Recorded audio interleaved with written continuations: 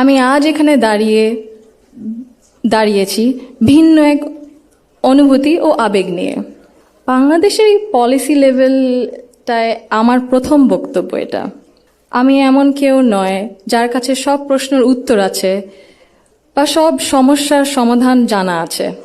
তবু আমি বিশ্বাস করি নিজের ছোট্ট জায়গা থেকেও সমাজের জন্য, দেশের জন্য কিছু করার আন্তরিকতা আমাদের সবার মধ্যে থাকা উচিত।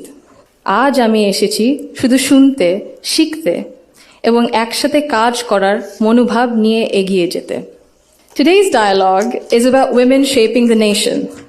But before we speak about shaping the future, we must be honest about the everyday reality shaping women's lives in Bangladesh. My earliest understanding of women's roles in society came from my family, as it does for most of us. Long before we encounter policies or laws or institutions, our homes become our first classrooms. They teach us what is possible, what is acceptable, and what is expected. In my home, certain things were never questioned. It was never questioned whether a woman could pursue an exemplary medical career while raising a family.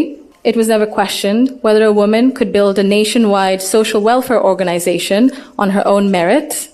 It was never questioned whether a woman was fit to lead, to command authority in a room full of men. And it was never questioned whether the men in our lives would stand alongside the women in their lives as equals.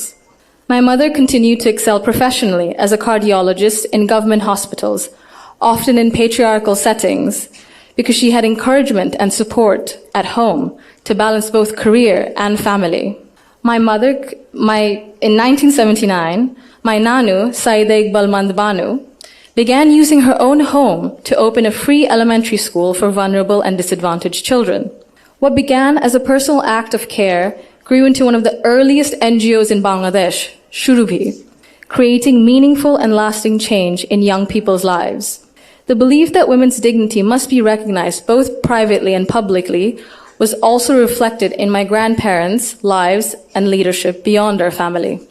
My grandfather, President Zia Rahman, understood that development was incomplete if women were excluded.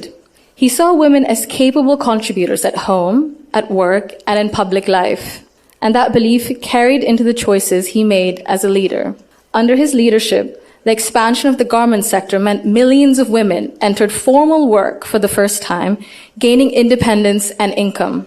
The creation then of the Ministry of Women's Affairs reflected a conviction that improving the lives of women and girls required intention and structure.